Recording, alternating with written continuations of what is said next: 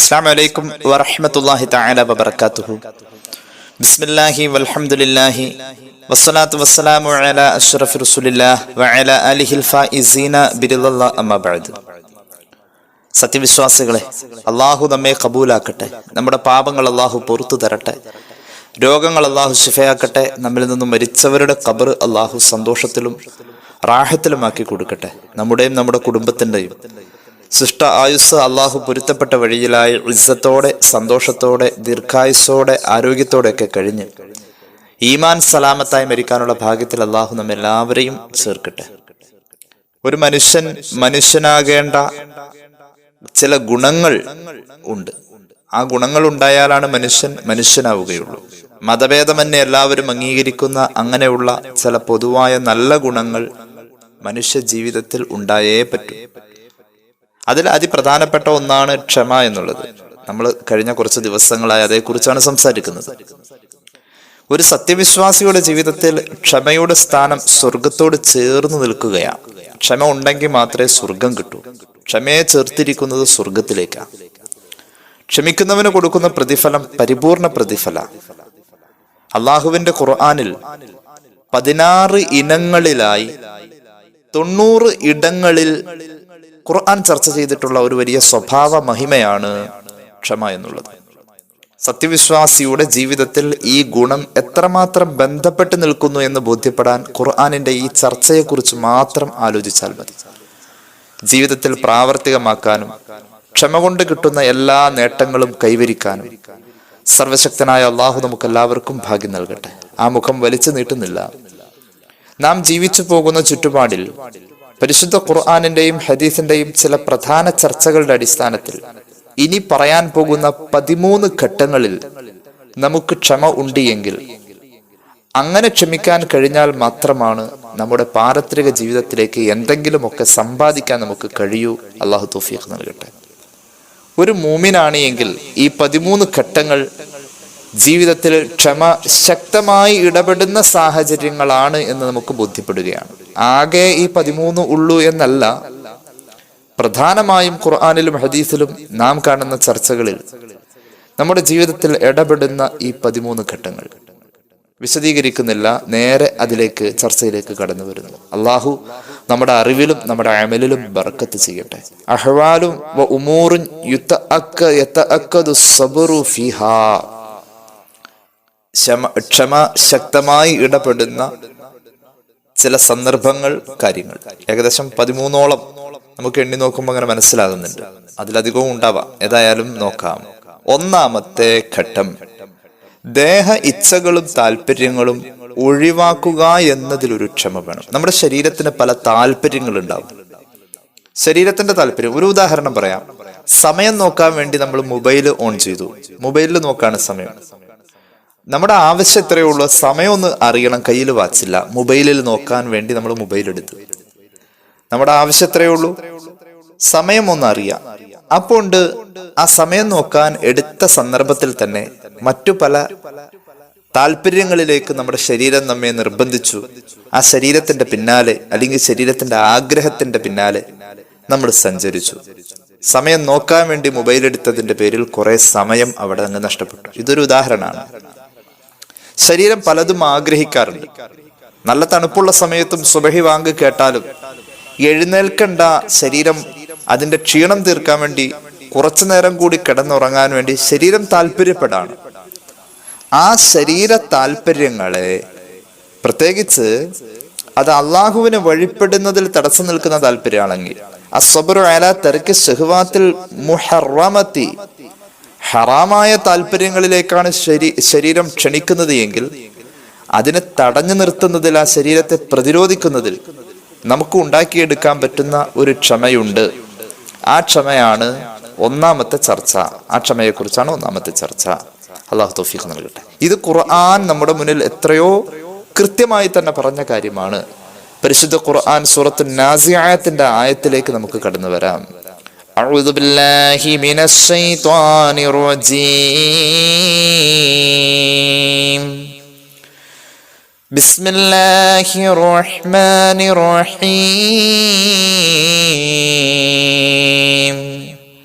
وأما മൻ ഖാഫ മഖാമ റബ്ബിഹി വനഹൻ നഫ്സ അനിൽ ഹവാ ഫഇന്നൽ ജന്നത ഹിയൽ മഅവാ. ഈ രണ്ടായത്ത് നമ്മൾ നേരത്തെ പറഞ്ഞ നമ്മുടെ ജീവിതത്തിൽ ക്ഷമാശക്തമായി ഇടപെടേണ്ട ആ സന്ദർഭങ്ങളിലെ ഒന്നാമത്തെ സന്ദർഭമായ ശരീരത്തിന്റെ താല്പര്യങ്ങളെ ഒഴിവാക്കുന്ന വിഷയത്തിൽ ഈ ആയത്ത് പറയുകയാണ്. വഅമ്മാമൻ ഖാഫ മഖാമ റബ്ബിഹി, അള്ളാഹുവിന്റെ മുന്നിൽ പോയി നിൽക്കണോലോ എന്ന് ഒരാൾ ഓർത്തതിന്റെ പേരിൽ അവന് പേടി തോന്നി. വനഹൻ നഫ്സ അനിൽ ഹവ, ശരീരം ആഗ്രഹിച്ച കാര്യത്തിൽ ശരീരത്തോട് അരുത് എന്ന് പറഞ്ഞ് ശരീരത്തെ നിയന്ത്രിക്കാൻ ഒരു മനുഷ്യൻ ശ്രമിച്ചാൽ, അങ്ങനെ ആ താല്പര്യത്തിൽ ഒരു ക്ഷമ കൈക്കൊള്ളാൻ ഒരാൾ ശ്രമിച്ചാൽ അള്ളാഹു തൗഫീഖ് നൽകട്ടെ. ഫഇന്നൽ ജന്നത ഹിയൽ മഅവാ, അവന് അവസാനം ചെന്ന് ചേരാനുള്ള അവന്റെ അവസാനത്തെ ഭവനം അത് സ്വർഗമാണെന്ന് ഖുർആൻ. അള്ളാഹു തൗഫീഖ് നൽകട്ടെ. മഹാന്മാരായ മുഫസ്സിരീങ്ങൾ കൊടുക്കുന്നുണ്ട്, ഹുവ റജുലു യഹുമ്മു ബിൽ മഅസിയ, ഒരാള് ഒരു തെറ്റ് ചെയ്യാൻ വിചാരിച്ചു. ഫയദ്കുറു മഖാമഹു, അപ്പോഴാണ് അള്ളാന്റെ മുന്നിൽ അവൻ പോയി നിൽക്കണമല്ലോ.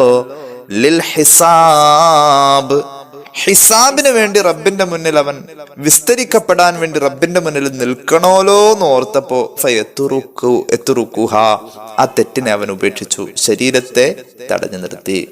ദേഹ ഇച്ഛകളെയും താല്പര്യങ്ങളെയും ഒഴിവാക്കുക എന്നതിലുള്ള ക്ഷമയാണ് ഇവിടെ നമ്മൾ കാണുന്നത്.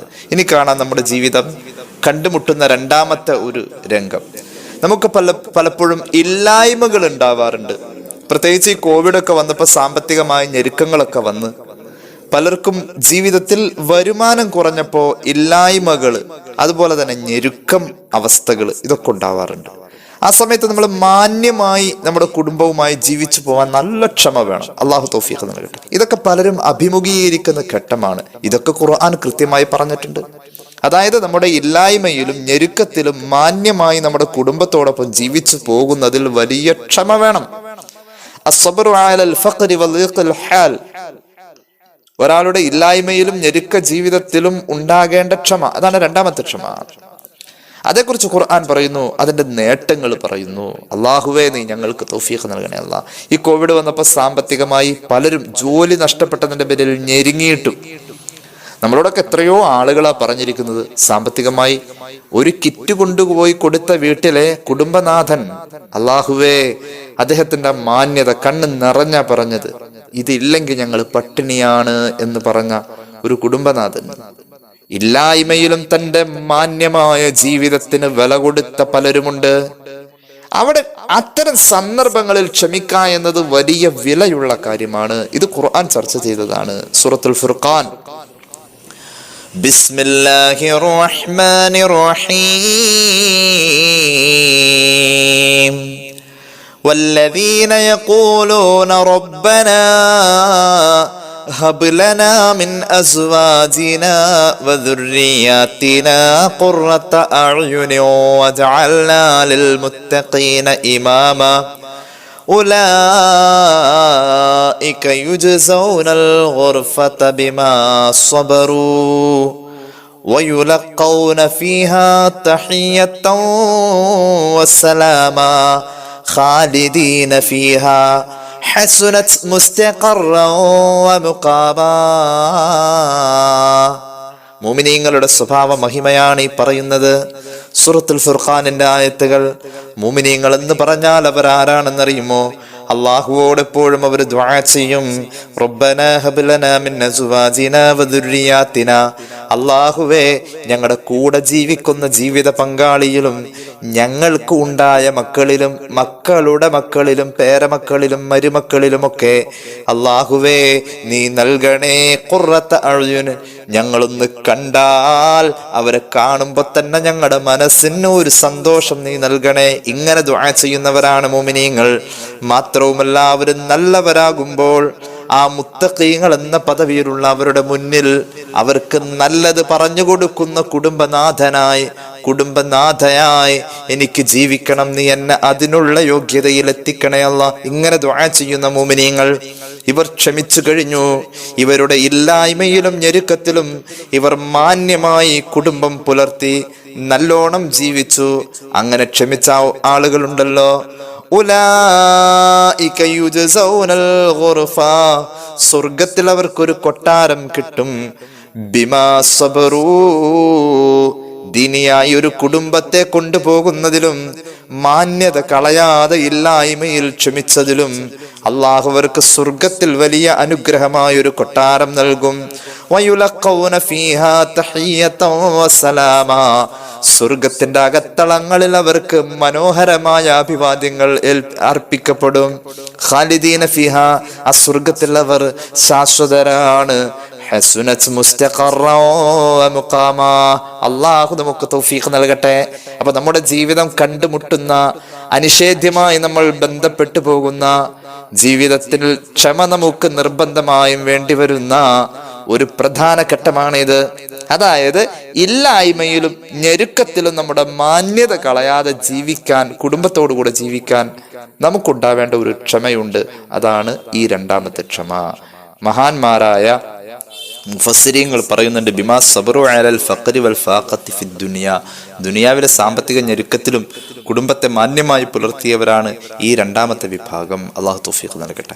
ഇനി കേട്ടോളൂ, നമ്മുടെ ജീവിതത്തിൽ ക്ഷമ നിർബന്ധമായും ഇടപെടേണ്ട മൂന്നാമത്തെ ഘട്ടം, ദീനിന്റെ നിലനിൽപ്പിന് വേണ്ടി ത്യാഗം ചെയ്തു എന്നതിൽ ഒരു ക്ഷമ. നമ്മുടെ അള്ളാന്റെ ദീനിന് വേണ്ടിയിട്ട്, അത് ചിലപ്പോ ഒരു എന്താ പറയാ, ഒരു പ്രതിഷേധത്തിനായിരിക്കാം. ദീനിന്റെ നിലനിൽപ്പ്, ദീനിയായ കാര്യത്തിന് വേണ്ടിയിട്ട് നമ്മൾ ക്ഷമിക്കേണ്ടി വരും. ഒരു ഉദാഹരണം പറഞ്ഞാൽ, പൗരത്വ നിയമവും ഒക്കെയായി ബന്ധപ്പെട്ടിട്ടുള്ള സമരങ്ങൾ ദീനിയായ കാര്യങ്ങൾക്കുള്ളതായിരുന്നു. അതിനൊക്കെ ഒരു ദീനി മുഖമുണ്ട്, മതപരമായൊരു മുഖമുണ്ട്.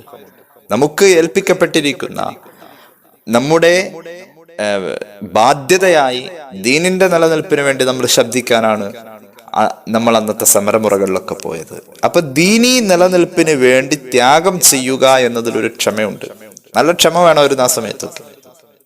അങ്ങനെയുള്ള സന്ദർഭം, അതിനൊരു ഉദാഹരണം ഖുർആനിൽ നമുക്ക് കാണാൻ കഴിയുന്നത്, താലൂത്ത് എന്ന് പറയുന്ന മഹാന്റെ നേതൃത്വത്തിൽ ദാവൂദ് നബിയുടെ കാലഘട്ടത്തിൽ ജാലൂത്ത് എന്ന് പറയുന്ന ഒരു ധിക്കാരിയായ ഭരണാധികാരിയോട് യുദ്ധം ചെയ്യാൻ പോയ രംഗത്ത് അന്ന് ദാവൂദ് നബിയുടെ പട്ടാളക്കാര്, താലൂത്തിന്റെ നേതൃത്വത്തിലുള്ള ദാവൂദ് നബിയുടെ പട്ടാളക്കാര് ജാലൂത്ത് എന്ന് പറയുന്ന ധിക്കാരിക്കെതിരെ യുദ്ധം ചെയ്തപ്പോ അവര് ദുആ പോലും ഖുർആൻ ദീനിയായ നിലനിൽപ്പിന് വേണ്ടിയിട്ടുള്ള ത്യാഗം ചെയ്യുക എന്ന ക്ഷമയിൽ ഉൾപ്പെടുത്തുന്നത് നമുക്ക് കാണാൻ കഴിയും. വലമ്മാ ബറസൂ ലിജാലൂത വജുനൂദിഹി ഖാലൂ റബ്ബനാ അഫ്രിഗ് അലൈനാ സബ്റൻ വസബ്ബിത് അഖ്ദാമനാ വൻസുർനാ അലൽ ഖൗമിൽ കാഫിരീൻ. ദാവൂദ് നബിയുടെ സൈന്യം ജാലൂത്ത് എന്ന് പറയുന്ന ധിക്കാരിക്കെതിരെ യുദ്ധം ചെയ്യാൻ പോയപ്പോ ദാവൂദ് നബിയുടെ സൈന്യാധിപൻ താലൂത്ത് എന്ന് പറയുന്ന മഹാനാണ്. താലൂത്തിന്റെ നേതൃത്വത്തിലുള്ള സൈന്യം ജാലൂത്തിനെ നേരിടാൻ പോകുമ്പോ, ഈ പേരൊക്കെ ഏതാണ്ട് ഒരുപോലെ ഇരിക്കുന്നത്, അതുകൊണ്ട് മാറിപ്പോരുത്. മുസ്ലിം സൈന്യത്തിന്റെ നേതാവ് താലൂത്ത്, ശത്രുപക്ഷത്ത് ജാലൂത്ത്. രണ്ട് സൈന്യവും മുഖാമുഖം കണ്ടപ്പോ മുസ്ലിം സൈന്യം അന്ന് പറഞ്ഞു, ദീനിന്റെ നിലനിൽപ്പിന് വേണ്ടി അവർ ത്യാഗം സഹിച്ചു പോയ യുദ്ധമാണിത്. ആ സമയത്തൊരു ക്ഷമ, യുദ്ധം ചെയ്യുമ്പോൾ മാത്രമല്ല ക്ഷമ വരാം. ദീനിയായ കാര്യത്തിന്റെ നിലനിൽപ്പിന് വേണ്ടി ചിലപ്പോൾ നമ്മൾ വെയിൽ കൊള്ളേണ്ടി വരും, ചിലപ്പോൾ സമരം ചെയ്യാൻ പോകേണ്ടി വരും, ചിലപ്പോൾ മുദ്രാവാക്യം വിളിക്കേണ്ടി വരും. അങ്ങനെയൊക്കെ വരുന്ന സന്ദർഭത്തിൽ നമ്മളൊന്ന് ക്ഷമിക്കണം. ആ ക്ഷമയുണ്ടല്ലോ, ഈ മഹാന്മാരായ യോദ്ധാക്കളുടെ പ്രാർത്ഥനയെ ഖുർആൻ ഉദ്ധരിക്കുന്നു. റബ്ബനാ അഫ്രിഗ് അലൈനാ സബ്റൻ വസബ്ബിത് അഖ്ദാമനാ വൻസുർനാ അലൽ ഖൗമിൽ കാഫിരീൻ. അല്ലാഹുവേ, നിന്റെ ദീനിന്റെ നിലനിൽപ്പിന് വേണ്ടിയാ ഞങ്ങൾ ഈ സമരമുഖത്ത് വന്നിരിക്കുന്നത്, നീ ഞങ്ങൾക്ക് ക്ഷമ ചൊരിഞ്ഞു തരണേ എന്നവർ ദ്വാരുന്നു.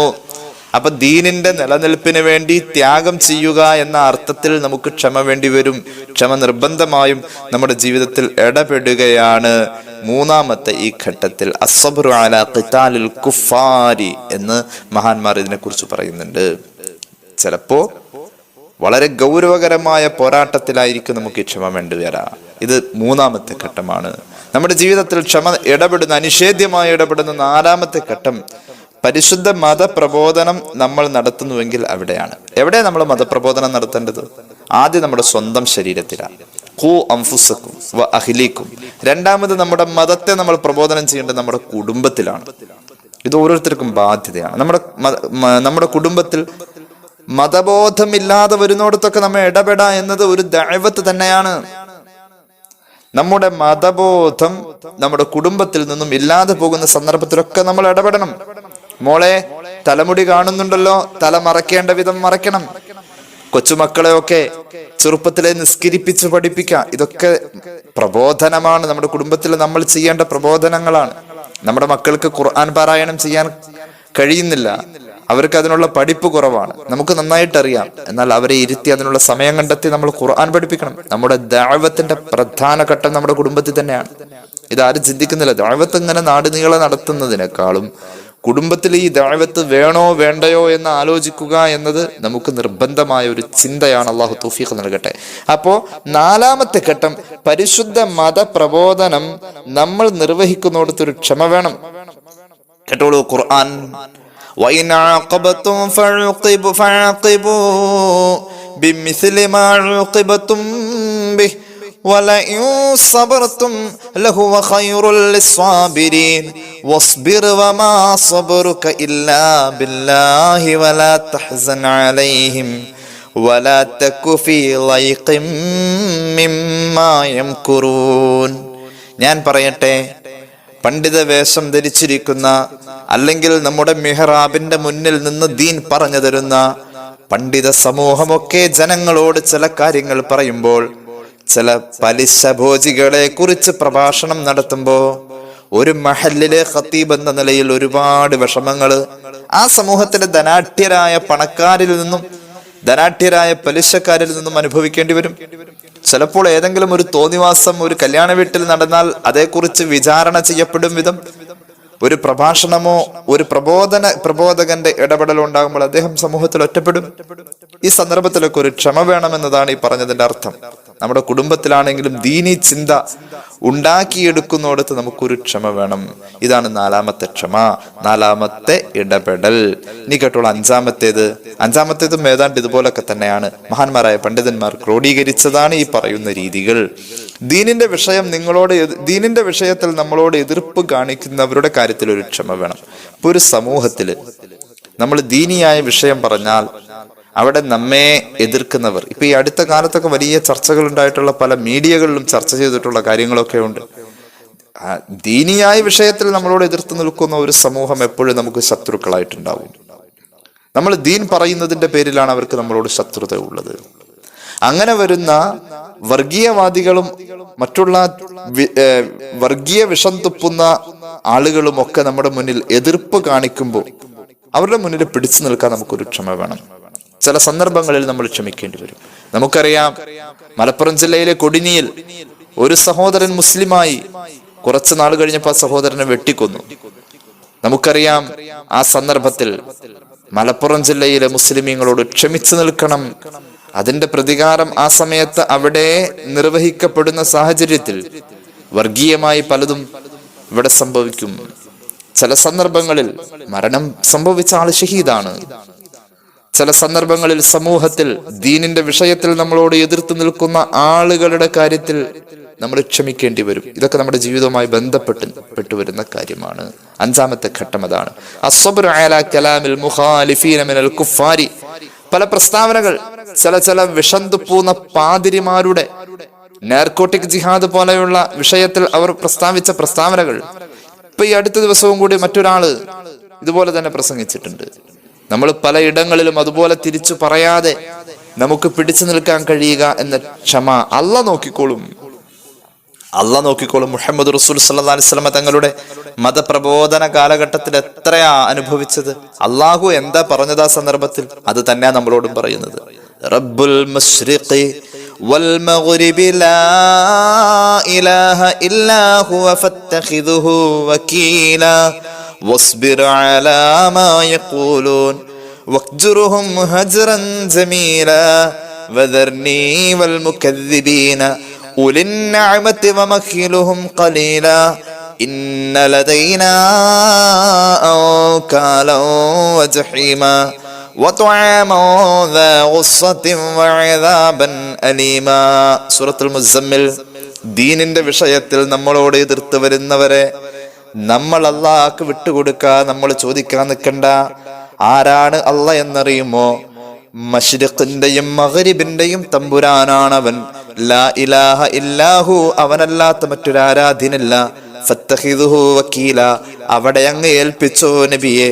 വസ്ബിർ, അങ്ങ് ക്ഷമിക്കണം നബിയെ. അലാ മാ യഖൂലൂൻ, അങ്ങേക്കെതിരെ ആരോപണം പറയുന്ന ഈ നിഷേധികളുടെ വർത്തമാനത്തിൽ അങ്ങ് ക്ഷമിക്ക് നബിയെ. വഹ്ജുറുഹും ഹജ്റൻ ജമീല, ഭംഗിയായി അവരങ്ങ് ഒഴിവാക്ക് നബിയെ. അവരെ അങ്ങ് വിട്ടേക്ക് നബിയെ. വദർനീ വൽ മുകദ്ദിബീൻ, നമ്മെ കുറിച്ച് വളരെ മോശമായ പ്രസ്താവനകൾ നടത്തുന്ന, കള്ളപ്രചരണങ്ങൾ നടത്തുന്ന ആളുകളെ റബ്ബിനായി ഏൽപ്പിച്ചു കൊടുത്തേരെ. അള്ളാഹുവിന്റെ അടുക്കൽ ഇന്നലതൈനാങ്കാലം വജഹീമ, അവരെയൊക്കെ പിടിച്ച് കെട്ടാനുള്ള ചങ്ങല അള്ളാന്റെ കയ്യിലുണ്ടേ. ബാബരി മസ്ജിദ് പൊളിച്ച സമയത്തും മുസ്ലിം ഉമ്മത്തിന്റെ ഒരു വലിയ സഹനശക്തി കണ്ടു. കഴിവില്ലാനിട്ടോ പ്രതികരിക്കാൻ കഴിയാനിട്ടോ ഒന്നുമല്ല. നമ്മൾ പലപ്പോഴും ക്ഷമിച്ചിട്ടുണ്ട്. അതൊക്കെ വളർച്ചയാണ്. എത്രത്തോളം അള്ളാഹുവിന്റെ ഹബീബ് സല്ലല്ലാഹു അലൈഹി വസല്ലമ തങ്ങളുടെ ഹുദൈബിയ സന്ധി തന്നെ സ്വഹീഹുൽ ബുഖാരിയിൽ കാണാലോ.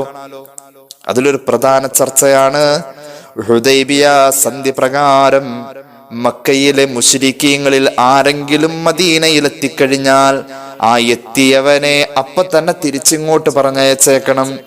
എന്നാൽ മദീനയിൽ നിന്നും ഏതെങ്കിലും ഒരു മുസ്ലിമായ മഹാനായ സ്വഹാബി മക്കയിൽ വന്നാൽ അവനെ തിരിച്ച് മദീനയിലേക്ക് പറഞ്ഞയക്കില്ല, ഇവിടെ പിടിച്ചു നിർത്തും. ഈ കരാറിലാ ഒപ്പുവെക്കാൻ പറഞ്ഞത്. ഒരു കരാർ എന്ന് പറഞ്ഞാൽ രണ്ടു കൂട്ടർക്കും തുല്യമായ അവകാശങ്ങൾ ഉണ്ടാവണം. അള്ളാഹുവിന്റെ ഹബീബ് ഒപ്പുവെക്കാൻ പോയപ്പോ സ്വഹാബികൾക്ക് താല്പര്യമുണ്ടായില്ല. കണ്ടോ, ഇതാണ് പറഞ്ഞത്. ദീനിന്റെ വിഷയത്തിൽ എതിർത്ത് നിൽക്കുന്ന ആളുകൾ കാണിക്കുന്ന പല സ്വഭാവങ്ങളിൽ നമ്മൾ ക്ഷമിക്കണം. അവിടെ അല്ലാഹുവിന്റെ സഹായം ഉണ്ടാവും. ഇവിടെ എന്ത് സംഭവിച്ചു? ഏതെങ്കിലും ഒരു മദീനയിലുള്ള ഏതെങ്കിലും ഒരു സ്വഹാബി തന്റെ ഉപേക്ഷിച്ചു പോകുന്ന കുടുംബത്തെയും ബന്ധുമിത്രാദികളെയും ഹിജറ പോയപ്പോ കൊണ്ടുപോവാൻ പറ്റാത്ത മക്കളെയൊക്കെ ഒന്ന് കാണാൻ ഒളിച്ചും പാത്തും ഒക്കെ ഇവിടെ വന്നു കഴിഞ്ഞാൽ പിടിച്ചു വല്ല ബന്ദിയാക്കും, തിരിച്ചങ്ങോട്ട് വിടൂല. അല്ലെങ്കിൽ കുടുംബം അവിടെ എന്തെങ്കിലും സ്വത്തോ സമ്പത്തോ അല്ലെങ്കിൽ വേറെ എന്തൊരു ആവശ്യത്തിന് അതിൽ പോയപ്പോ പിടിച്ചോട് നിർത്തും, അങ്ങോട്ട് വിടൂല. എന്നാൽ ഇവിടെ നിന്ന് ഒരുത്തൻ അങ്ങോട്ട് ചെന്നാലോ മദീനയെന്ന് അവനെ തിരിച്ചങ്ങോട്ട് പറഞ്ഞയച്ചോളണം സുരക്ഷിതമായി. ഇത് അംഗീകരിച്ചു റസൂൽ. അവിടെ ക്ഷമ പാലിച്ചു. ഇവിടെ എന്താ ഗുണം? മുഹമ്മദ് റസൂൽ സല്ലല്ലാഹു അലൈഹി വസല്ലമ തങ്ങളുടെ കൂടെ കൂടിയിട്ട് അവിടുത്തെ ജീവിതം കണ്ടുപഠിച്ച ഒരു സ്വഹാബിയെ കൊണ്ടുവന്ന് മക്കയിലേക്ക്, ഒരു സ്വഹാബി മക്കയിൽ വന്ന് അവിടെ പിടിച്ചു നിർത്തി കഴിഞ്ഞാൽ ഈ സ്വഹാബിയുടെ സ്വഭാവ മഹിമ കണ്ടുകൊണ്ട്, ആ സ്വഭാവവും പെരുമാറ്റമൊക്കെ കണ്ടുകൊണ്ട് മക്കയിലുള്ള ആളുകൾക്ക് ഇസ്ലാമിനോട് താല്പര്യം വരും. റസൂലുള്ളാഹി ഉദ്ദേശിച്ചത് അള്ളാന്റെ സഹായം അങ്ങനെയായിരുന്നു. ഒരു സ്വഹാബി അവിടെ നിന്ന് ഇവിടെ വന്ന് മക്കാരെ പിടിച്ചു നിർത്തി അങ്ങോട്ട് വിട്ടില്ല മദീനയിലേക്ക്. എന്നാൽ ആ സ്വഹാബി അവിടെ നിന്നാ മതി. ആ സ്വഹാബിയെ കാണല് തന്നെ മറ്റുള്ളവരുടെ മനസ്സിൽ മാറ്റങ്ങൾ ഉണ്ടാക്കും. ഒരു മക്കാരൻ മദീനത്ത് ചെന്നു, അയാൾ തിരിച്ചിങ്ങോട്ട് പറഞ്ഞയക്കണം, അവിടെ പിടിച്ചു നിർത്താൻ പറ്റില്ല. അയാൾക്ക് സുരക്ഷിതമായി മക്കയിലെത്തണം. മദീനയിലെത്തിയപ്പോൾ മുഹമ്മദ് റസൂൽ സല്ലല്ലാഹു അലൈഹി വസല്ലം തങ്ങളെയും സ്വഹാബികളെയും അവരുടെ ദീനിയായ ജീവിതവും ഈ മക്കയെന്ന് വന്ന സന്ദർശകൻ കണ്ടു കഴിഞ്ഞാൽ അയാളുടെ മനസ്സിൽ മാറ്റങ്ങൾ വരും. ഇത് കൊള്ളാലോ. അയാൾ മക്കയിൽ വന്നു കഴിഞ്ഞാൽ 10 ആളോട് അത് പറയും, ഞാൻ മദീനയിൽ കണ്ടത് ഇങ്ങനെയാണ്. അങ്ങനെ ആ 10 ആളുകൾ ഇസ്ലാമിനെ കുറിച്ച് ആഗ്രഹിക്കും, പഠിക്കും, അവർ മുസ്ലിം ആകും. യഥാർത്ഥത്തിൽ ഈ ഹിക്മത്താണ് റസൂൽ ഇവിടെ നടപ്പാക്കിയത്. ആ കരാറിൽ പ്രത്യക്ഷത്തിൽ മുസ്ലിമീങ്ങൾക്ക് സഹിക്കാൻ പറ്റാത്ത പല നിബന്ധനകളുമുണ്ട്. പക്ഷെ അതിൽ പല ഹിക്മത്തും ഉണ്ടായിരുന്നു. അതാണ് പറഞ്ഞത്, ദീനിന്റെ വിഷയത്തിൽ നമ്മളോട് എതിർപ്പ് കാണിക്കുന്നവരുടെ കാര്യത്തിൽ നമുക്കൊരു ക്ഷമ വേണം എന്നുള്ളതാണ് 5-ാമത്തെ ഘട്ടം. നീ നോക്കിക്കോളൂ, നമ്മുടെ ജീവിതത്തിൽ 6-ാമത്തെ ഘട്ടമുണ്ട്. മറ്റുള്ളവർക്ക് നന്മ പറഞ്ഞു കൊടുക്കുന്നതിന്റെ പേരിൽ നമുക്ക് ചിലപ്പോൾ ബുദ്ധിമുട്ട് അനുഭവിക്കേണ്ടി വരും. നല്ലത് പറഞ്ഞു കൊടുക്കണതിന്റെ പേരിൽ ബുദ്ധിമുട്ട് അനുഭവിക്കേണ്ടി വരും. അങ്ങനെ ബുദ്ധിമുട്ട് അനുഭവിക്കുമ്പോ അതിലൊരു ക്ഷമ വേണം. മറ്റുള്ളവർക്ക് ഞാൻ അതിലൊന്നും ഇടപെടണ്ട, എനിക്ക് മെനക്കെടാൻ പറ്റൂല, അങ്ങനെയല്ല. നമ്മളവിടെ ഒരു നല്ല കാര്യം പറഞ്ഞു കൊടുക്കൽ നമുക്ക് ബാധ്യതയാണെങ്കിൽ നമ്മളത് പറഞ്ഞതിന്റെ പേരിൽ ചിലപ്പോൾ ഒരു പക്ഷേ ആ നല്ല കാര്യം പറഞ്ഞു കൊടുത്തതിന്റെ പേരിൽ നമുക്ക് പലതും സഹിക്കേണ്ടി വരും. അങ്ങനെയുള്ളോടത്തൊരു ക്ഷമ വേണം. അസ്സബ്റു അലൽ അദല്ലദി യഹ്സുലു മിനൽ ഖിയാമി ബിൽ അംരി ബിൽ മഅറൂഫി വന്നഹി അനിൽ മുൻകർ. നമുക്ക് ബാധ്യതയുണ്ട് നമ്മുടെ സമൂഹത്തോട്. നന്മ കാണുമ്പോൾ നല്ലത് ചെയ്യണേ എന്ന് പറയാനും തിന്മ കാണുമ്പോൾ അത് ചെയ്യല്ലേ എന്ന് പറയാനും നമ്മുടെ നാവ് ഇടപെടേണ്ടോടത്ത് ഇടപെടുക എന്നത് നമുക്ക് ബാധ്യതയാണ്. അപ്പൊ ചിലപ്പോൾ നമ്മൾ പലതും കേൾക്കേണ്ടി വരും. അവിടെ ക്ഷമിക്കണം, ക്ഷമിച്ചേ പറ്റൂ. മഹാനായ ലുഖ്മാനുൽ ഹക്കീം അലൈഹിസ്സലാം തന്റെ പൊന്നുമോന് കൊടുക്കുന്ന ഉപദേശം ഖുർആൻ പറയുന്നുണ്ട്. യാ ബുനയ്യ അഖിമിസ് സ്വലാത വഅ്മുർ ബിൽ മഅറൂഫ് വൻഹ അനിൽ മുൻകർ വസ്ബിർ അലാ മാ അസാബക ഇന്ന ദാലിക മിൻ അസ്മിൽ ഉമൂർ. പൊന്നുമോനെ, നീ കൃത്യമായി നിസ്കരിക്കണേ. ലുഖ്മാൻ മകനെ ഉപദേശിക്കുന്ന വാക്കുകൾ ഖുർആന്റെ ആയത്താണ്.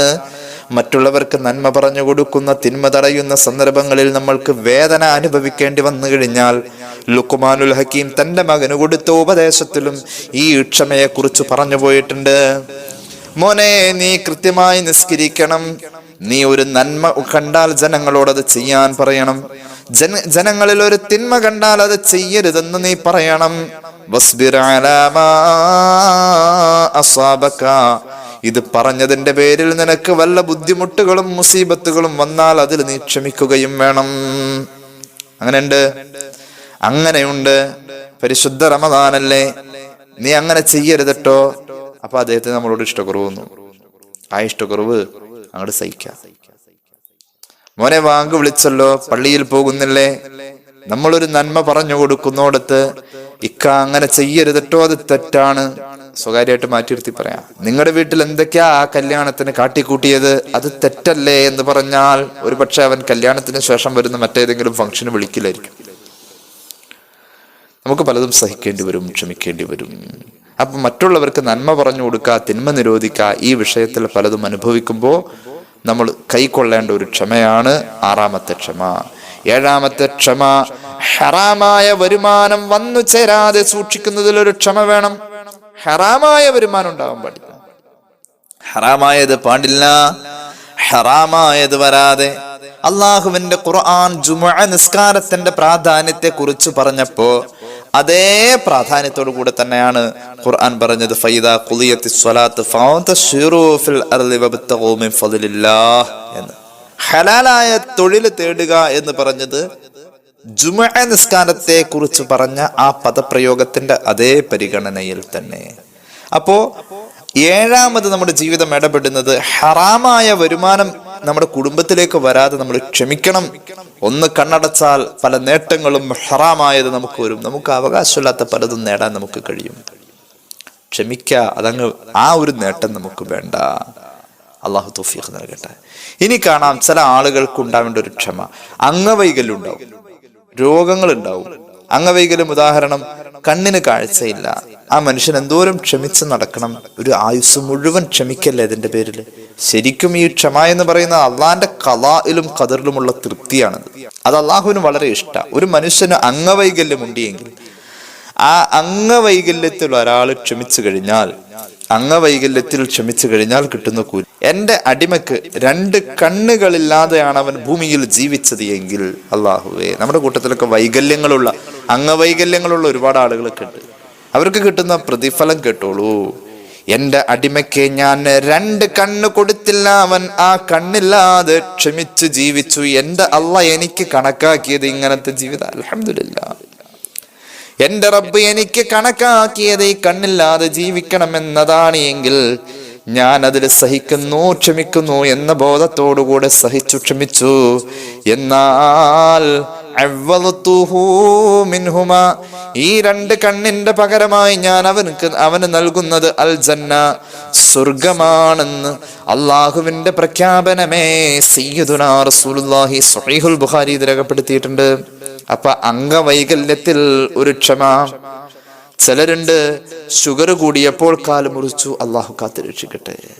മറ്റേതെങ്കിലും അവസ്ഥയിൽ ഒരു അവയവം മുറിച്ചു കളഞ്ഞാൽ അള്ളാഹുവേ ഈ വൈകല്യം നീ തന്നതാണല്ലോ, ക്ഷമിക്കാനുള്ള കൂലി തരുമെന്ന പ്രതീക്ഷയാണ് എങ്കിൽ ഹബീബ് പറയുന്നു സ്വർഗമാണ് അതിന്റെ പ്രതിഫലമെന്ന് സയ്യിദുനാ റസൂലുള്ളാഹി. ഈ വൈകല്യങ്ങളെ ശരീരത്തിലുള്ള ജന്മനാലുള്ള അല്ലെങ്കിൽ ഏതെങ്കിലും ഒരു രോഗം മുഖേന പിന്നീട് വന്ന് ചേർന്നിട്ടുള്ള വൈകല്യത്തെ ക്ഷമിക്കുന്ന മനുഷ്യന് ആ ക്ഷമയുടെ പേരിൽ സ്വർഗമുണ്ട്. ഈ ഘട്ടമാണ്, ഈ വൈകല്യത്തിലുള്ള ക്ഷമയാണ് 8ാമത്തെ ക്ഷമ. ഇനി 9ാമത് നാം കാണുന്ന ക്ഷമ നമ്മുടെ പ്രിയപ്പെട്ടവരുടെ വേർപാട്. അള്ളാഹുവേ, അത് വല്ലാത്ത ക്ഷമ തന്നെയാണ്. പ്രിയപ്പെട്ടവരുടെ വേർപാട്. അസ്സബ്റു ഇൻദ ഫഖദിൽ അഹിബ്ബതി. ഏറ്റവും ഇഷ്ടപ്പെട്ടവരുടെ വേർപാട് വരുമ്പോൾ നമുക്ക് സങ്കടം തോന്നും. നമ്മൾ അന്നേരം ക്ഷമിച്ചിട്ട് അല്ലാഹ് കൂലി തരുമെന്ന പ്രതീക്ഷയിൽ കഴിഞ്ഞാൽ അതാണ് ജീവിതത്തിൽ നാം കണ്ടുമുട്ടുന്ന 9ാമത്തെ പ്രധാനപ്പെട്ട ക്ഷമയുടെ ഘട്ടം. അള്ളാഹു കൂലി തരും. അള്ളാഹുവിന്റെ ഒരു പ്രഖ്യാപനം അള്ളാഹുവിന്റെ ഹബീബ് സല്ലല്ലാഹു അലൈഹി വസല്ലം തങ്ങൾ പറയുന്നു, സ്വഹീഹുൽ ബുഖാരി ഹദീസ് രേഖപ്പെടുത്തുന്നുണ്ട്. അള്ളാഹുവിന്റെ പ്രഖ്യാപനം, മാലി അബ്ദിൽ മുഅ്മിനി ഇൻദി ജസാഉൻ ഇദാ ഖബലതു സഫിയഹു മിൻ അഹ്ലിദ് ദുനിയാ സുമ്മ ഇഹ്തസബഹു ഇല്ലൽ ജന്നാ. എന്റെ മൂമിനായ അടിമക്ക് എന്ത് പറ്റി? അവന്റെ പ്രിയപ്പെട്ടവനെ ഞാൻ തിരിച്ചു വിളിച്ചപ്പോ, അവളുടെ പ്രിയപ്പെട്ടവനെ, അവന്റെ പ്രിയപ്പെട്ടവളെ ഞാൻ തിരിച്ചു വിളിച്ചപ്പോ, അതായത് നമ്മുടെ കുടുംബത്തിൽ നടക്കുന്ന ചില മരണങ്ങൾ അള്ളാഹു നമ്മുടെ മരിച്ചുപോയവർക്ക് മഗ്ഫിറത്തൊക്കെ കൊടുക്കട്ടെ, സ്വർഗത്തിന്റെ അനുഗ്രഹം കൊടുക്കട്ടെ. നമ്മുടെ കുടുംബത്തിൽ ചില പ്രിയപ്പെട്ടവരുടെ വേർപാട് വരുമ്പോ അതിൽ ക്ഷമിച്ചിട്ട് ഇത് അള്ളാഹ് തന്ന വേദനയാണെന്ന് കരുതി, പടച്ചോനെ എനിക്ക് ഈ വേദനക്ക് നീ കൂലി തരണം. എൻ്റെ ഉപ്പയുടെ വേർപാട്, എൻ്റെ ഉമ്മയുടെ വേർപാട്, അള്ളാഹ് എനിക്ക് ഈ വേദന സഹിക്കാവതല്ല. നീയാണ് എൻ്റെ മനസ്സിൽ ഇവരുടെ വേർപാട് മുഖേന വേദന തന്നത്. കൂലി തരണേ, ഞാൻ ക്ഷമിക്കാണ് നിനക്ക് വേണ്ടിയിട്ട്. അള്ളാഹു കൂലി തരും. റസൂലുള്ള പറയുന്നു, റബ്ബിന്റെ പ്രഖ്യാപനം, റബ്ബ് കൂലി തരുന്നത് പ്രതീക്ഷിച്ചിട്ടങ്ങ് ക്ഷമിക്കുന്ന അത്തരം ആളുകൾക്ക് അള്ളാഹ് കൊടുക്കുന്ന കൂലി ഇല്ലൽ ജന്ന, സ്വർഗമാ. സ്വഹീഹുൽ ബുഖാരി. അപ്പൊ 9ാമത്തെ ഘട്ടം പ്രിയപ്പെട്ടവരുടെ വേർപാടിൽ ക്ഷമിക്കുക എന്നുള്ളതാണ്. നമ്മുടെ ജീവിതത്തിൽ ഇത് ഉണ്ടാവാറുണ്ട്. ഇനി നമ്മൾ അഭിമുഖീകരിക്കുന്ന 10ാമത്തെ ഘട്ടം പൊതുജനസമ്പർക്കത്തിൽ മറ്റൊരാളുടെ സംസ്കാരമില്ലാത്ത പെരുമാറ്റത്തിൽ നമ്മൾ ക്ഷമിക്കേണ്ടി വരും. ഇപ്പൊ ഒരു ഉദാഹരണം, നമ്മൾ കാണുന്ന സമൂഹം, നമ്മൾ കാണുന്ന ജനങ്ങള് പലർക്കും പല സ്വഭാവ. ചിലരുടെ ഒരു വൃത്തികെട്ട സ്വഭാവത്തിൽ ഒരു പക്ഷെ നമ്മൾ ക്ഷമിക്കേണ്ടി വരും. നമ്മളോട് നുണ പറയാ, നമ്മളോട് പറ്റിക്കുക, വാക്ക് പാലിക്കാതിരിക്കുക. ഒരു പൊതുജനത്തിൽ ജീവിക്കുമ്പോൾ നമ്മെ സംബന്ധിച്ചിടത്തോളം അസ്സബ്റു അലാ മുഖാലത്തത്തിൻ നാസി, ജനങ്ങളുമായി സമ്പർക്ക ജീവിതം നടത്തുമ്പോൾ ഓരോരുത്തരുടെയും സ്വഭാവവും രീതിയൊക്കെ വ്യത്യസ്തമാണ്. അപ്പൊ നമ്മൾ അടങ്ങാറാവും. ചിലരുടെ ഈ ഒരു സംസ്കാരമില്ലാത്ത, സത്യസന്ധതയില്ലാത്ത, നിലവാരമില്ലാത്ത പെരുമാറ്റം നമ്മളോട് ഉണ്ടാവുമ്പോൾ നമ്മെ സംബന്ധിച്ചിടത്തോളം ക്ഷമിക്കണം. ആ ക്ഷമയാണ് 10ാമത്തെ ക്ഷമ. അൽ മുഅ്മിനുല്ലദീ യുഖാലിത്തുൻ നാസ വയസ്ബിറു അലാ അദാഹും ഖൈറും മിനൽ മുഅ്മിനില്ലദീ ലാ യുഖാലിത്തുൻ നാസ വലാ യസ്ബിറു അലാ അദാഹും. ഇമാം തുർമിദിയുടെ ജാമിഉൽ ഹദീസ്. ഒരു മുഅ്മിനായ മനുഷ്യൻ ജനങ്ങളുമായി സമ്പർക്കമുള്ള ജനങ്ങളുമായി ഇടപഴകുന്ന മുഅ്മിനായ മനുഷ്യന് ജനങ്ങളിൽ നിന്നും സംസ്കാരമില്ലാത്ത ഒരു പെരുമാറ്റം വിഷമമുണ്ടാക്കിയാൽ, ജനങ്ങളോട് സമ്പർക്കമില്ലാത്ത മുഅ്മിനായ മനുഷ്യനേക്കാളും സമ്പർക്കത്തിലൂടെ ഉണ്ടായ ഈ വിഷമം അനുഭവിച്ച് ക്ഷമിച്ച മുഅ്മിനായ മനുഷ്യന് അള്ളാഹു പദവി കൂടുതൽ നൽകുമെന്ന് സയ്യിദുനാ റസൂലുള്ളാഹി സ്വല്ലല്ലാഹു അലൈഹി വസല്ലം. ഇമാം തുർമുദിയുടെ ജാമിഉൽ ആ ഹദീസ് കാണാം. പിന്നെ കാണാം, നമ്മുടെ ജീവിതത്തിൽ നാം അനിഷേധ്യമായി ബന്ധപ്പെട്ടു പോകുന്ന ക്ഷമയുടെ തലമാണ് 11ാമത്തെ രംഗമാണ് രോഗം വരുമ്പോൾ ക്ഷമിക്കുക. രോഗം വരുമ്പോൾ ക്ഷമിക്കുക. അള്ളാഹ് തന്നതാണെന്ന തോന്നലിൽ കൂലി ചോദിച്ചുകൊണ്ട് ക്ഷമിക്കുക എന്നുള്ളതാണ്. ഞാൻ വിശദീകരിക്കുന്നില്ല, കഴിഞ്ഞ ദിവസം അത് വിശദീകരിച്ചതാണ്. ഇനിയുണ്ട് നമ്മുടെ ജീവിതത്തിൽ അനിഷേധ്യമായി ബന്ധപ്പെട്ടു പോകുന്ന ക്ഷമയുടെ ഘട്ടമുണ്ട്. നമ്മുടെ ജീവിതത്തിൽ നാം ഓരോരുത്തരും അഭിമുഖീകരിക്കുന്ന പ്രധാനപ്പെട്ട ഒരു ഘട്ടമാണ് ഭാര്യാഭർത്തൃ ജീവിതത്തിൽ നമുക്കുണ്ടാകുന്ന ചില അസ്വസ്ഥതകൾ. അതിൽ ക്ഷമ വേണം. അതിൽ ക്ഷമ ഉണ്ടാവുക എന്നത് നാം ഓരോരുത്തരും ഒരു എന്താ പറയാ, അത് കരുതി ജീവിക്കണം. നമ്മൾ ഓരോരുത്തരും ആ ഒരു ഘട്ടത്തെ കരുതി കൂട്ടി ജീവിക്കണം. അതിൽ അഡ്ജസ്റ്റ് ചെയ്യണം പരമാവധി. ക്ഷമ ശക്തമായി ഇടപെടുന്ന മഹാന്മാര് പഠിപ്പിച്ചിട്ടുള്ള ഒരു പ്രധാന ഘട്ടമാണ് നമ്മുടെ ഭാര്യാഭർത്തൃ ജീവിതത്തിൽ നമുക്ക് ക്ഷമ ഉണ്ടാവുക എന്നത്. ഭാര്യ ഭർത്താക്കന്മാർ പരസ്പരം തൻ്റെ ഇണ, ആണാണെങ്കിൽ തൻ്റെ ഭാര്യ, പെണ്ണാണെങ്കിൽ തൻ്റെ ഭർത്താവിൻ്റെ സ്വഭാവത്തിൽ ദുസ്വഭാവത്തിലൊക്കെ ക്ഷമിക്കുക എന്നത് വലിയ കൂലിയുള്ള കാര്യമാണ്. മഹാന്മാരെ എണ്ണി പറഞ്ഞത് 12ാമത്തെ ഘട്ടം ഇതാണ്. അസ്സബ്റു അലാ സുഇ ഖുലുഖിൽ മർഅത്തി, പെണ്ണിന്റെ സ്വഭാവത്തിൽ ആണ് ക്ഷമിക്കുക, ആണിന്റെ സ്വഭാവത്തിൽ പെണ്ണും ക്ഷമിക്കുക. എങ്ങനെയാ നമ്മളോട് ജീവിക്കാൻ പറഞ്ഞത്? പ്രത്യേകിച്ച് സ്ത്രീകളുടെ വിഷയമാണ്. ചില പെണ്ണുങ്ങളുടെ വർത്താനം വളരെ മോശമായിരിക്കും. ആ വിഷയത്തിലാണ് ഇത് കൂടുതൽ മഹാന്മാർ പറഞ്ഞിട്ടുള്ളത്. സൂറത്ത് നിസാഇന്റെ 19ാമത്തെ ആയത്ത് ഈ വിഷയവുമായി ബന്ധപ്പെട്ട് നമുക്ക് കാണാം. ബിസ്മില്ലാഹിർ റഹ്മാനിർ റഹീം വഅശിറൂഹുന്ന ബിൽ മഅറൂഫ് فإن كرهتموهن فعسى أن تكرهوا شيئا ويجعل الله فيه خيرا كثيرا. മാന്യമായി ജീവിക്കണം. വഅശിറൂഹുന്ന ബിൽ മഅറൂഫ്, ഭാര്യയോട് പബ്ലിക്കിൽ പറയാൻ പറ്റാവുന്ന കാര്യങ്ങളെ രഹസ്യമായും പറയാൻ പറ്റൂ. എന്ന് പറഞ്ഞാൽ അവളെ ചീത്ത പറയാനോ നിലവാരമില്ലാത്ത വർത്താനം അവളോട് പറയാനോ പാടില്ല. എഴുതി വായിക്കും പോലെ മാന്യമായത് പറയുകയും മാന്യമായത് ചെയ്യുകയും ചെയ്യണം. അപ്പൊ അവർക്ക് നമ്മോട് ബഹുമാനം ഉണ്ടാവും. അയാൾ ഒരു മാന്യനാ. മാന്യമായി നിങ്ങൾ ഭാര്യയോട് പെരുമാറണം. മാന്യമായി നിങ്ങൾ ഭർത്താവിനോട് പെരുമാറണം. ഒരു ഭാര്യയിൽ, ഒരു ഭർത്താവിൽ നമുക്ക് അറപ്പ് തോന്നുന്ന, അല്ലെങ്കിൽ വിഷമം തോന്നുന്ന, വെറുപ്പ് തോന്നുന്ന, ബുദ്ധിമുട്ട് തോന്നുന്ന, ഉൾക്കൊള്ളാൻ പറ്റാത്ത വല്ല സ്വഭാവവും ഉണ്ട് എങ്കിൽ ക്ഷമിക്കണം. അങ്ങനെയും വേണം. നമുക്ക് ഭാര്യയുടെ കാര്യത്തിൽ ഭർത്താക്കന്മാർക്ക്, ഭർത്താവിന്റെ കാര്യത്തിൽ ഭാര്യമാർക്ക് എന്തെങ്കിലും അസഹ്യമായതും വിഷമം തോന്നുന്നതുമായ സ്വഭാവം കണ്ടാൽ നിങ്ങൾ അവിടെ ക്ഷമിക്കണം. എന്നാൽ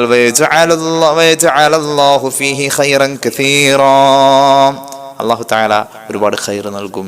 ഉദാഹരണം ഇബ്നു അബ്ബാസ് റളിയല്ലാഹു അൻഹു പറയുന്നുണ്ട്, ഈ പറഞ്ഞതിന്റെ അർത്ഥം ഭാര്യയുടെ മോശം സ്വഭാവമാണ് ഭർത്താവ് ക്ഷമിക്കുന്നതെങ്കിൽ ആ ഭാര്യയിൽ അയാൾക്കുണ്ടായ മക്കളെ അള്ളാഹു വിചാരിച്ചതിനേക്കാളും നല്ല മക്കളാക്കി തന്നേക്കാം. അതാണ് ഈ ആയത്ത് കൊണ്ട് അർത്ഥമാക്കപ്പെടുന്നത്.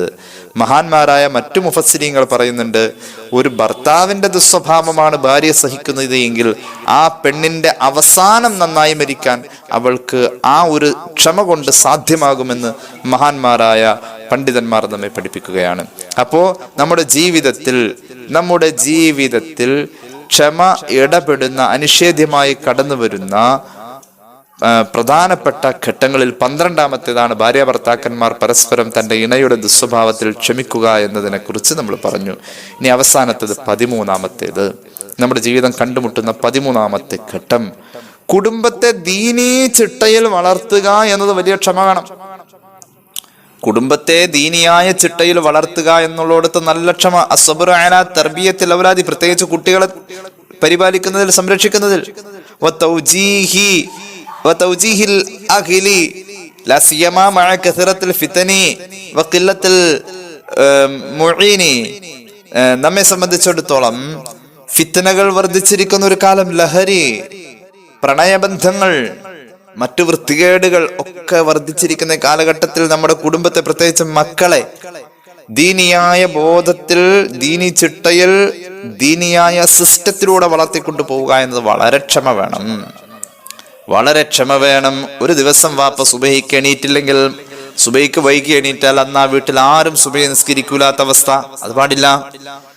നമ്മൾ ഇല്ലെങ്കിലും നമ്മുടെ മക്കൾ നല്ലത് ചെയ്യാൻ നമ്മൾ ഒരാൾക്ക് സ്ഥിരമായി പണം സ്വതക്ക കൊടുക്കുന്നുവെങ്കിൽ അത് നമ്മൾ ചെയ്യുന്നത് നമ്മുടെ മക്കളെ കൊണ്ട് അവരുടെ കൈ കൊണ്ട് കൊടുപ്പിക്കണം.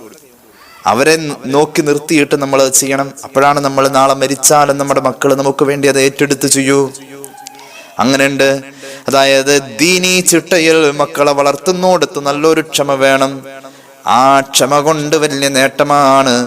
നമ്മുടെ ജീവിതം ഇടപെടുന്ന വളരെ പ്രധാനപ്പെട്ട 13ഓളം വരുന്ന ക്ഷമയുടെ ഘട്ടങ്ങളിൽ, ക്ഷമ ശക്തമായി ഇടപെടേണ്ട ജീവിത സാഹചര്യങ്ങളിൽ 13ാമത്തേത് ദീനിയായ ജീവിതം, ദീനിയായ ചിട്ടയിൽ കുടുംബം ജീവിക്കാൻ നമ്മൾ നമ്മുടെ മക്കളെ ദീനിയായി വളർത്താൻ കാണിക്കേണ്ട ക്ഷമയാണ്. അല്ലാഹു തൗഫീഖ് നൽകട്ടെ. ഇതുകൂടി പറഞ്ഞിട്ട് ഞാൻ അവസാനിപ്പിക്കുകയാണ്. ബിസ്മില്ലാഹിർ റഹ്മാനിർ റഹീം. വഅ്മുർ അഹ്ലക ബിസ്സലാത്തി വസ്തബിർ അലൈഹാ ലാ നസ്അലുക റിസ്ഖൻ നഹ്നു നർസുഖുക വൽ ആഖിബതു ലിത്തഖ്വാ. സൂറത്ത് താഹയുടെ 132-ാമത്തെ ആയത്ത്. അങ്ങ് കൽപ്പിക്കണം കുടുംബത്തോട് നിസ്കരിക്കാൻ. വസ്തബിർ അലൈഹാ, കുടുംബം നിസ്കാരം നിലനിർത്തുന്നോ എന്ന സൂക്ഷ്മ പരിശോധന ഇത് കൽപ്പിക്കുന്ന പിതാവ് നിരന്തരമായി നടത്തിക്കൊണ്ടിരിക്കണമെന്ന് ഖുർആൻ. അള്ളാഹു തൗഫീഖ് നൽകട്ടെ. ജീവിതത്തിൽ, നമ്മുടെ ജീവിതത്തിന്റെ ഓരോ ഘട്ടങ്ങളിലും ക്ഷമ ശക്തമായി ഇടപെടേണ്ട ജീവിത സാഹചര്യങ്ങൾ 13 നമ്മൾ പറഞ്ഞു. ഈ 13 സാഹചര്യങ്ങളിൽ ഏതെങ്കിലുമൊക്കെ നമ്മൾ അഭിമുഖീകരിക്കുന്നവരാ. അവിടെ ക്ഷമ ഇടപെട്ടില്ല എങ്കിൽ നമുക്ക് സ്വർഗം എങ്ങനെ കിട്ടും? കാരണം സ്വർഗം ക്ഷമയോട് ചേർത്ത് വച്ചിരിക്കുന്ന കാര്യമാണ്. ക്ഷമയോട് അള്ളാഹു ചേർത്ത് വച്ചിരിക്കുന്ന ഒരു വലിയ പ്രതിഫലമാണ് സ്വർഗം. അള്ളാഹു തൗഫീഖ് നൽകട്ടെ.